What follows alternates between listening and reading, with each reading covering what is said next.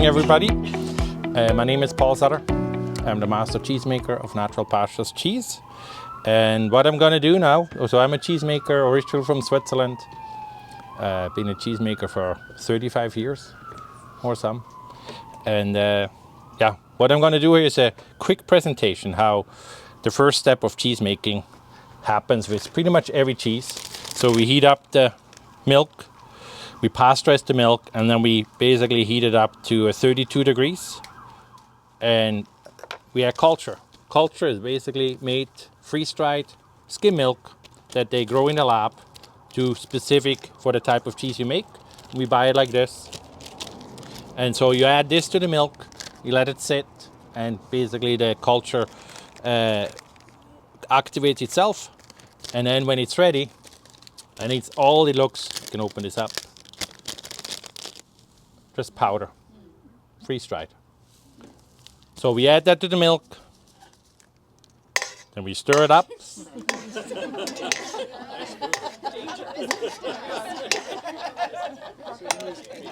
Yep. Any utensils. Rennet. It's a liquid enzyme that basically curdles the milk to bring out the casein for the cheese. And we add that to some water.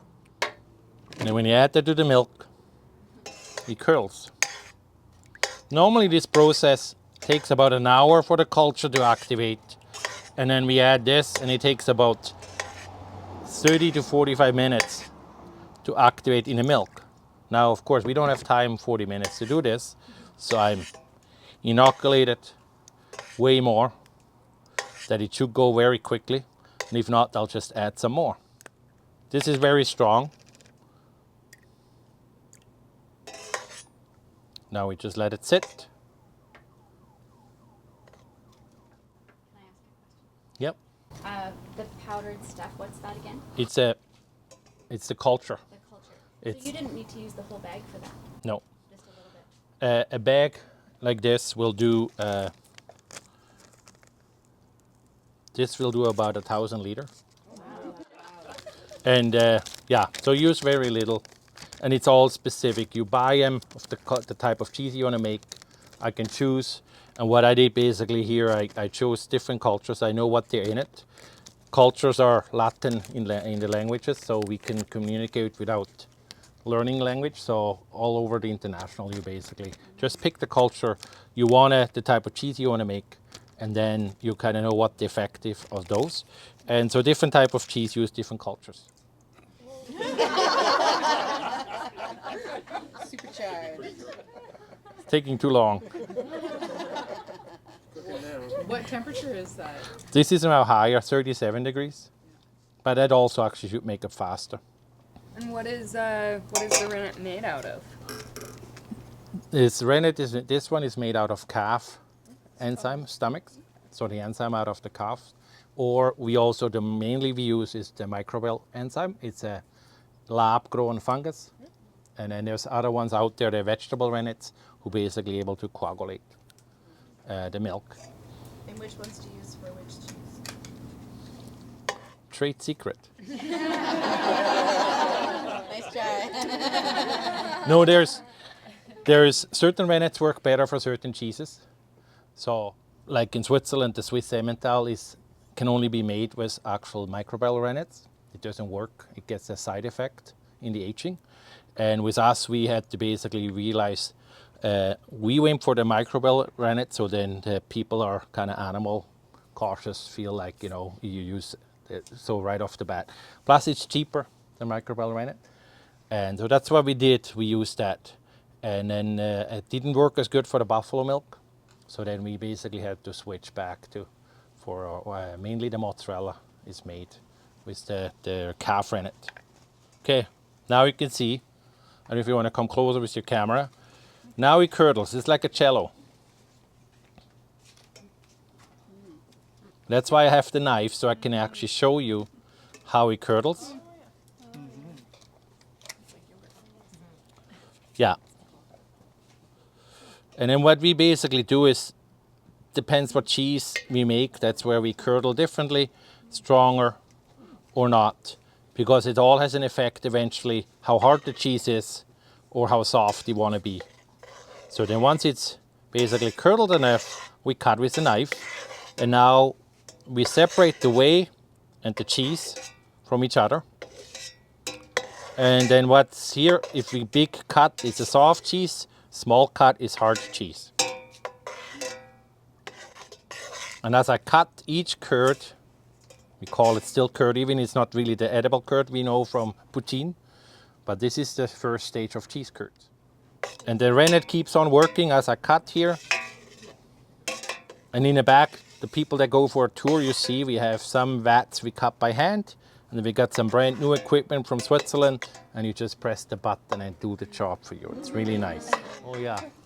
I forgot to introduce my assistant. She's from Switzerland. She's a cheesemaker trained in Switzerland, and she's here for 18 months basically in Canada to work with us to get experience. I bring Swiss cheesemaker in pretty much every year, a new person, sometimes two people overlapping. And what that does, it gives me, for them, an experience, learn the language, and it also gives me an instant person that knows how to make the cheese, that I always have this extra reliable person here. Cheesemaker, unfortunately, is not a trade yet. It should be a trade in Canada that equal to a baker or a winemaker, in my opinion, that is acknowledged in a red seal. Because it's, you know, when I called way back when I immigrated to Canada, when I called, oh, well, cheesemaker's not a job, it's a low skill. I said, no. I said, you got this wrong, lady. Now, a process, then we add water to the milk to dilute the milk sugar. Because this way, the bacteria now break down the milk sugar in the cheese. And when the milk sugar is broken down, the cheese process is finished. And we stir and we cook the cheese.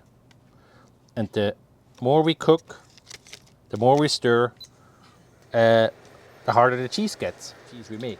And the bacteria we use are also some like medium temperature, like a 30, 38, and some like hot. So then we have to take the bacteria that like hot. So as I cook here now, you can see it shrinks. And the acidity works. The cheese gets rid of more whey, so it's firmer and firmer. And the whole process from the beginning, this is about the 3-4 hour process until we have it into the mold. Especially if it's a hard cheese, gets stirred long. We pour it into a mold.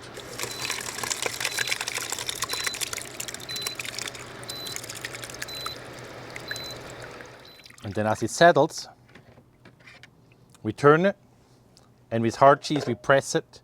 Soft cheese, the brie, we just let it sit like this.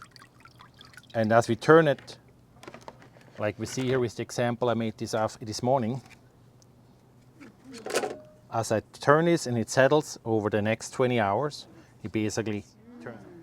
And now internal, this doesn't have bacteria in it because I just cheated like I did here with some acid and some liquid. But in the real world, the cheese then has the bacteria in it, no acid left or no sugar left. And then we put this in salt brine, and then we let it age on racks, and the white stuff grows on the outside. And that's it.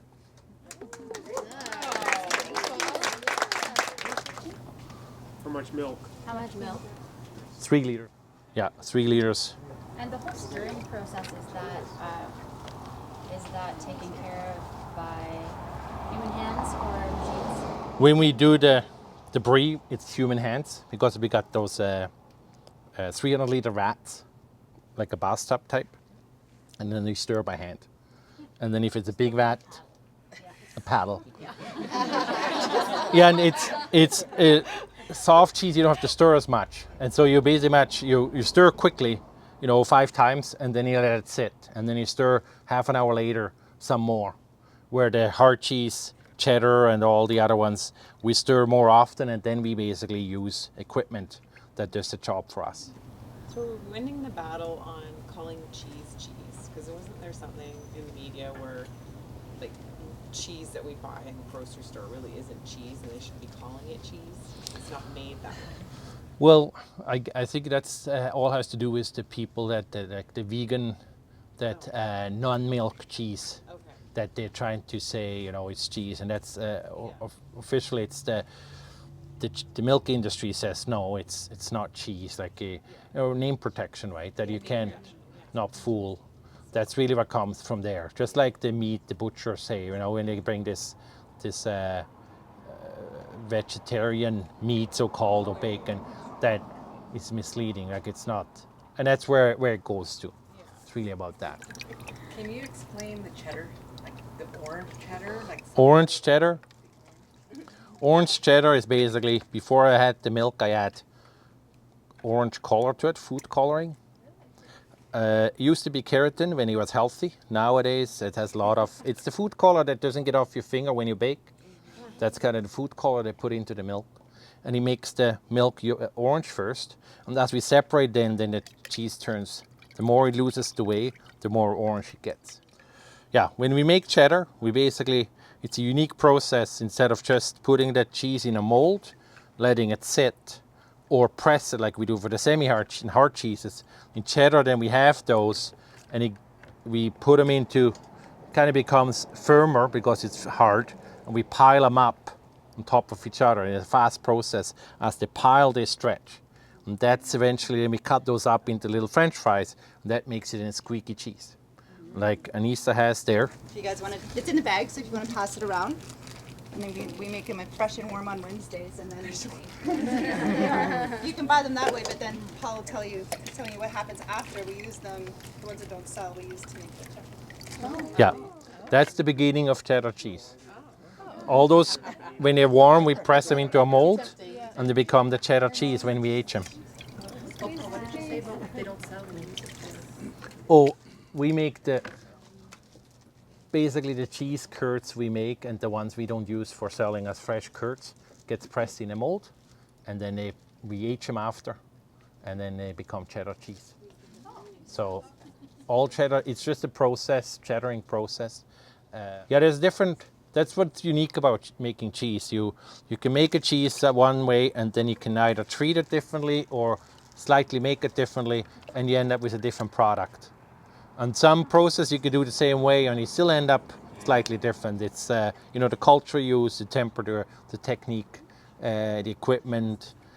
Some of it also what we have here in the valley. We got good air, so if we get the milk from the valley, it's special from the farm coming in with the cows. We notice what the cows eat, and then it just transforms it into the cheese we make here. That it's unique that we established over those years. I really tried to use the culture that works best with the milk we have here, that I can put together a product that it's special. And then I use local herbs, like the habanero, to make a local habanero. Yeah, Natural Pastures supports a lot of farms with Comox Valley. Is there anything that you can do with the whey? With the whey, the only thing left is to make ricotta out of here.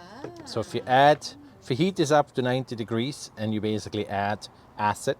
So what I had in this thing, you add some more to it. The whey protein will come out. And so then you also can drink it. It's good. Protein powder for the gym freaks? Yeah. Yeah, when the people that work here, we always tell them is that you get a paid workout and a free sauna, and all you can drink whey. So you don't have to buy stuff. What would you say is the hardest cheese to make? One of the hardest one is probably water buffalo mozzarella, because it's so unique the way the water buffalo works, that you get the right process. The ball stretches, because we make a similar cheese like this, fresh, and then we cut it up and now you melt it. And to get that process right, that the separation of the whey and the calcium in it, the scientific aspect is very hard. And then it fluctuates, depends what the farmer feeds the cows. And because we have only one farmer here, that's a benefit but a disadvantage us that we didn't realize. And some days, like we sometimes have to tell him, you need to feed your cows more protein. And if it's hot like this, we kind of watch, or in the fall, not enough hay. And then we know what the buffalo do, then they keep protein back. and then the milk I get, it doesn't curdle as nice. And then of course that doesn't get me, that has issue then. And of course I learned over those years. I mean, we were the first one in Canada making water buffalo mozzarella. And so we learned over those years, really work with that. And then the farmer too is very supportive. Then he's usually a week later, he just gives some more grain, and a week later the milk changed. That's how quickly it goes, right? So is it a protein difference in the milk or fat? It's the cow keeps back some energy. We always say they don't have enough energy. You need to give them something like grain, so they can have energy. Otherwise, they take it out of the milk, and then they take whatever it's inside the milk. They take it out to keep it, and then our milk becomes weak. So then I have to use way more rennet. I don't get the cheese to curdle, and then it all has an impact of how the cheese stretches after. It's the science behind it. Well, that's my job. I've been doing it long enough that it's a passion. So So when you have, like, when you buy the milk, are you looking for high butter fat? no particular. We do have quite high butter fat here. We have a separator now, so we separate the butter fat out of it to kind of keep a consistency of the type of milk we use. Because otherwise it's a challenge too. We have different milk, then we have to adjust the recipe. That ultimately we want the same cheese. If we don't adjust the recipe, then we suddenly have a softer brie or firmer brie. So it's about standardizing the fat a bit. Big companies, they standardize protein too. So you have always the same, and we just take the fat and kind of try that to keep in balance. So of course a nicer fat amount we have, it's easier for us to make a nicer cheese to begin with, so we don't have to add cream. Doesn't take much for us to make a triple cream brie or camembert. We make a seasonal, so because we got a lot of cream already coming in. And then the water buffalo, they have like 7 to 8% fat already in it. How many farms do you get your milk from, the cow milk? Basically one. It just every week changes. Like it depends. Most time it's just from one farm for that load. And is it on the island or is it off island? No, it's on the island. Yeah, we're trying to get local milk. They changed it around a bit, so now it's something from Duncan, but we really emphasize on local milk because it's the best. It's locally. How many liters of milk do you go through in a week? Around 12,000 liters a week, and then we do about 2,000 buffalo milk. Yeah, plus 2,000 buffalo milk.